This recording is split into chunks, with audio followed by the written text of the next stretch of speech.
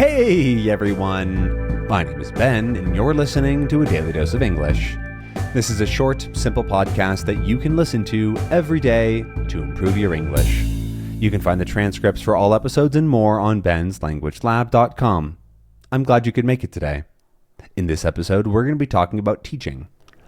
Teaching is something so incredibly important in the world. It is something that everybody experiences in some way. You definitely learn things from teachers, and you probably teach things to people at some point.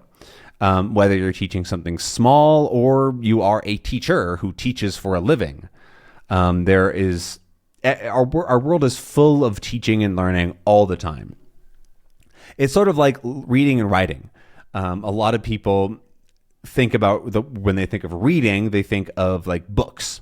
But we read and write things every single day. Whether you like it or not, you are a writer and a reader of languages.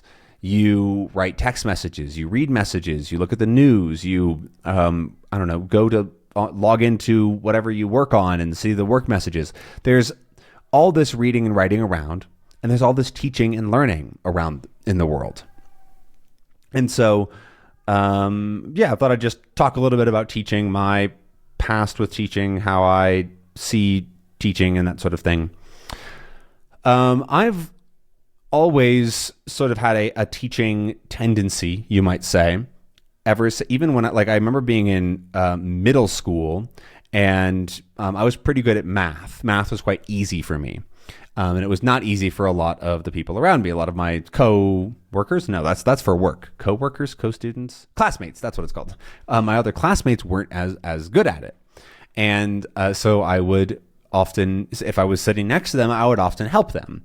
Especially if they were struggling or asked for help, I would usually I would help, right? That's the whole point of asking for help, is so you could help. And so I would try to help people, especially with math, but occasionally on other things. However, math was the one that is usually the most obvious, because people that are good at it, it's usually really easy, and people that are not good at it, it's usually very, very hard for them.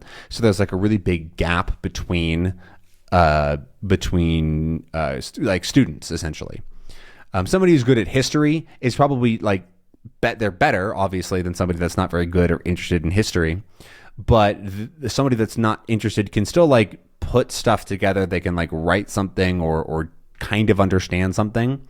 But math can be a very wide gap between people, which makes it more obvious for this sort of thing. Same thing with some sciences like chemistry. I also remember in high school being in a chemistry class with a teacher who was very, very nice. He was a very good teacher, but he had been teaching for 33 years or something like that. And he didn't change his teaching materials since I literally think the 1990s. He had been teaching since probably the 80s, actually, because I went to school a while ago. So yeah, he probably was teaching in the 80s with the exact same chemistry materials. Now, chemistry doesn't change. That's, I can understand, right? There's not really anything new discoveries that you need to learn in a basic chemistry class. But the teaching style and the materials and that sort of thing, I think definitely can change and improve. I understand that he probably didn't get paid enough to care and didn't really want to redo all of his teaching materials that he had been using for years. But they were really, really difficult for a lot of students to understand. And so I would sort of have to translate them and help them to understand, be like, okay, so this is what he's trying to say. I get it. But I totally see why you don't. It is very confusing. He's not being very clear with this. And so that's definitely a time that I remember sort of teaching a bit more with other students and starting to be here's how I can help you. I can explain this. And this sort of became a relatively common role for me, because people would learn that I generally understood things and was able to explain them better. Not necessarily better than the teacher, but better for them, because for example, in my German class, I remember sort of, I think the fourth year, was it? I don't know exactly what year. I think it was fourth year. But my senior year, one of my classmates was like, hey, can we just like go to the library one day and can you just go over these things with me to make sure that I understand them? And I was like, yeah, of course. So we go over and she brings out her books and we go over the different things that we had learned, and I would re-explain it. Not necessarily better, but like I could ask her what she was struggling with and we could figure out a sort of a solution on how to understand that thing.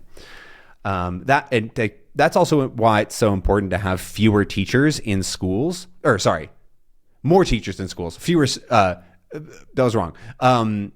A lower ratio is what I was actually trying to say. We use the word ratio for student-teacher ratio.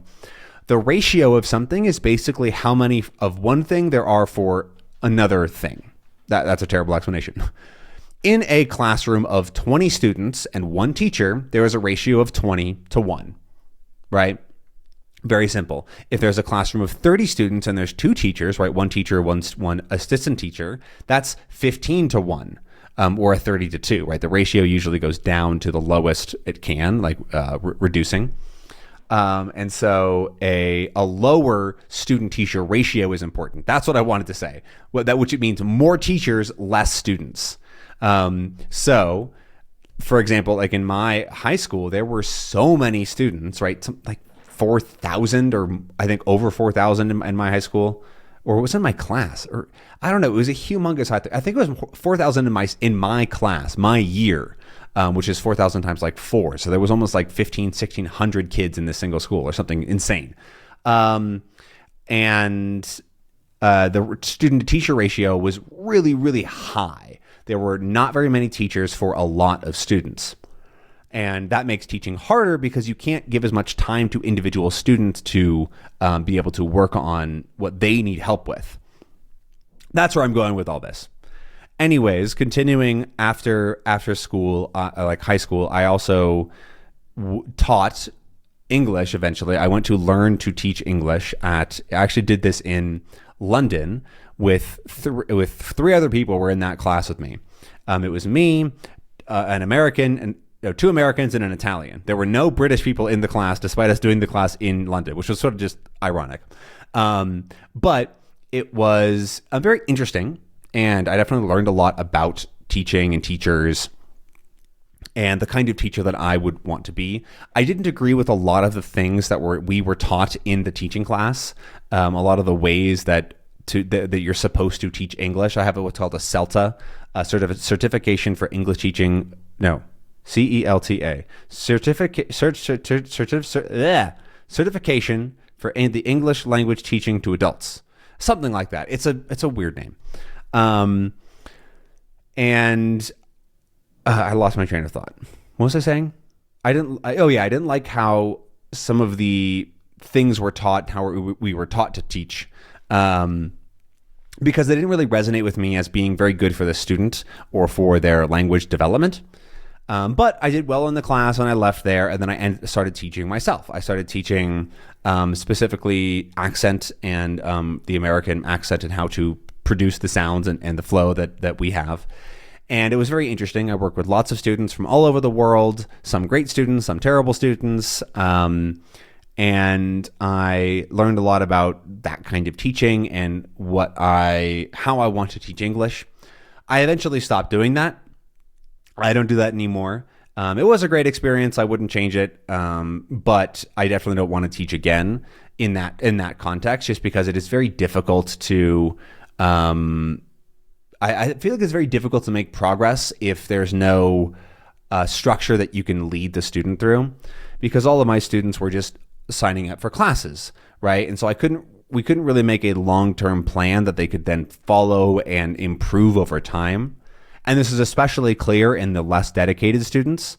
I had many students who would happily come to class, but that class time was 100% of their English practice, right? It's like, okay, you're not going to get better if you're expecting me to just magically make you better. That's not going to, they weren't sick. When I say that they were making you better, it makes it sound like they were sick. You know what I mean?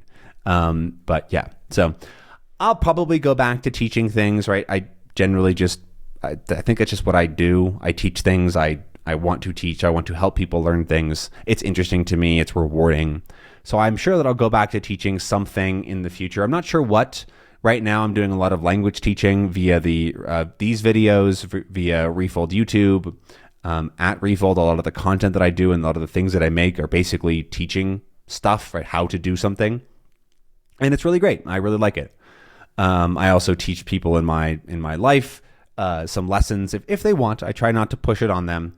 I'm probably not great at not pushing it on people, though. I definitely need to cool my jets, if you've ever heard that expression. But I think I've been doing good at that recently. So yeah. Anyways, I'm blathering. Blathering is that a word? Blather, to blather. It sounds like it is, but I don't know what it means. It'd be like babbling. Anyways, I'm babbling, so I'm going to end this episode here. Thank you very much for listening, and I hope that you enjoyed. And if you are a teacher or like to teach or like to learn, I would love to hear your experience down in the comments below. But that's it for me. I'll see you next time. Bye.